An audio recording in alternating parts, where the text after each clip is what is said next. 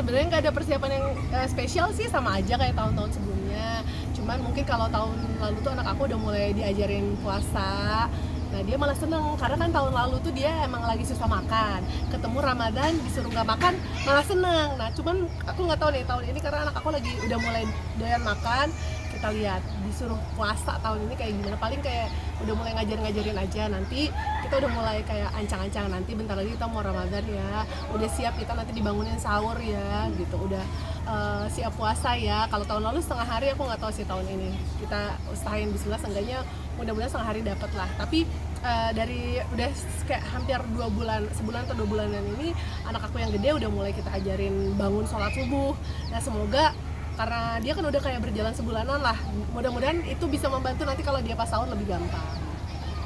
Tapi sebenarnya gimana sih anak-anak cepetan kali bangun sahur gitu? Ada Sambutannya mungkin seperti apa? Kalau adanya sih kadang bangun, kadang enggak ya. Kalau kakaknya kadang-kadang yang harus kita gendong, kadang-kadang bete, suntuk. Jadi kadang-kadang sahurnya juga kita siapinnya yang sangat bergizi ya, seperti permen dan coklat. Yang penting dia mau melek deh, mau bangun gitu. Karena kan kadang-kadang kalau misalkan nggak usah anak-anak, orang dewasa aja kalau misalkan kayak menu sahurnya lagi nggak cocok kan kayak berat gitu. Jadi yang penting kita inilah seenggaknya kayak dia tuh tahu vibes-nya Ramadan tuh seperti gimana, beda sama hari-hari lainnya. Terus biasanya kita memang ada panggil ustaz gitu ke rumah untuk taraweh di rumah, karena kan aku memang waktu kecil aku tuh selalu bikin taraweh sekeluarga besar.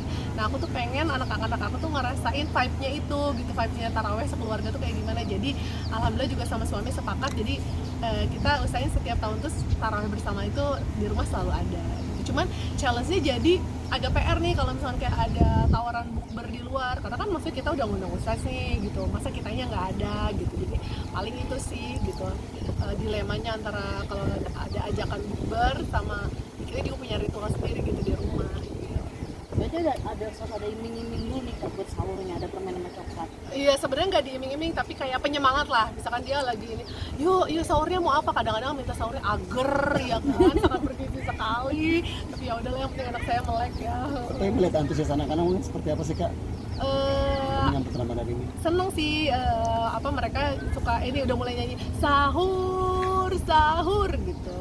Udah mulai vibes-nya kerasa lah. Tapi aku pengennya euforianya tuh kerasa sama mereka. Aku nggak mau Ramadan tuh rasanya sama aja kayak hari-hari lainnya.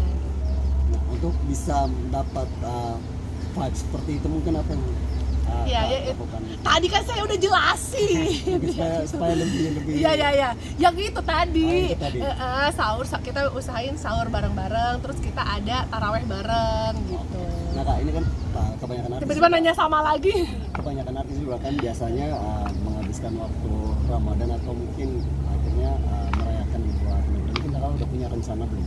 Atau akan di Indonesia aja?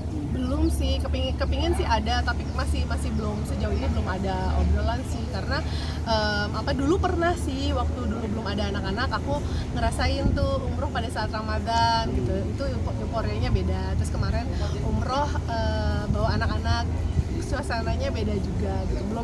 Belum ada obrolan sih sejauh ini Ramadan akan di sana, belum sih. Tapi keinginan udah ada ya Kak ya? Keinginan sih ada lah pasti.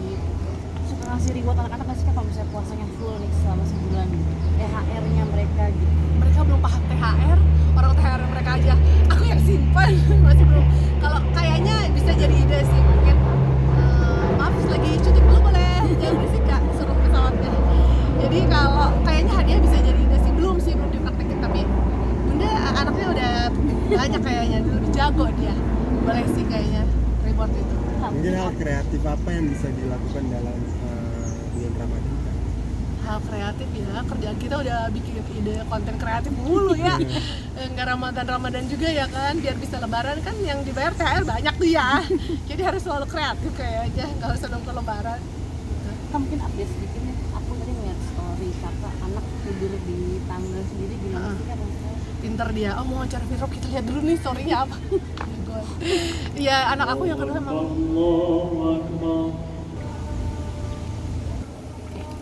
Gimana Kak anak nih? iya, kalau anak kedua aku emang kayak dia agak lebih random sih. Dia bisa pernah ada juga tuh yang ini ya, sempat ramai juga ya di sosmed. Pelapon ya? Climate itu dia ngeliat Iya bisa. Emang katanya kan anak kedua tuh lebih random kan. Ya anak aku yang kedua bisa gitu aku pulang terus dilihat lagi rebahannya di anak-anak tangga. Sofa ada di rumah, insya Allah empuk ya. Kursi ada, kasur ada, nggak lagi dijemur. Nggak apa-apa. Ya, tapi di antara ya sofa ada, kursi ada, empuk, nggak lagi dijemur, kasur. Dia pilihnya rebahannya di anak tangga. Terus udah gitu kadang suka ada sport jantung juga, bisa gitu tiba-tiba lagi malam-malam terus udah gitu, "Ma, itu apa yang terbang-terbang?" gitu, lampu lagi dimatiin, tiba-tiba anak ngomong gitu kan. Sementara anak tuh kan katanya jiwanya masih suci ya. Nah, kita kan berusaha untuk tegar tapi gemetar ya. "Ma, itu apa yang terbang-terbang?" "Apa, Ma? Nah, itu yang terbang-terbang di atas," katanya. Lampu udah dimatiin, gelap, udah mau tidur, jadi nggak bisa tidur dong mamahnya. Terus dia dadah-dadah, kami dadah-dadah sama siapa? Nyamuk. Ya, Nah, nyawa kita kan udah hampir terbang separoh ya itu. Tapi katanya, aku tadinya awalnya nggak percaya kalau anak kedua itu random, ternyata emang bener random. Berarti itu emang random lucunya bukan karena emang dia bisa melihat makhluk itu. Nggak ada, jangan sampai. Nggak ada. Ini Suka kayak bercanda memang gitu ya. random ini Hah? dari mamanya Iya, gitu. nular nggak Nggak sih? mungkin dong mamahnya anggun, tertata, elegan begini, masa dari bapaknya deh, kayaknya tanyain bapaknya deh. Iya. Kak, dia sedikit nih mengenai papanya anak-anak suka dipanggil Papa Toge sendiri gitu. Sebenarnya apa sih Kak? Dulu. Kenapa? Jadi. Oke. Kenapa dipanggilnya toge? Jadi dulu itu waktu kecil katanya kurus kayak toge kerempeng. Nah terus pas kuliah dia nge-gym, dia minum protein shake, dia olahraga. Nah terus ketika kuliah bersihin Pak Haji. Terus pas kuliah dia nge-gym, dia minum protein shake. Terus pas kuliah dia nge-gym, minum protein shake, dia olahraga, jadilah dia toge, otot gede gitu. Itu dipanggil sama temen-temen. Dulunya pas SMA kurus kayak toge. Kak, mungkin satu lagi nih, Kak, sebagai Kak. Enak balado sih, Bentar. enak telur balado. soal ini, Kak.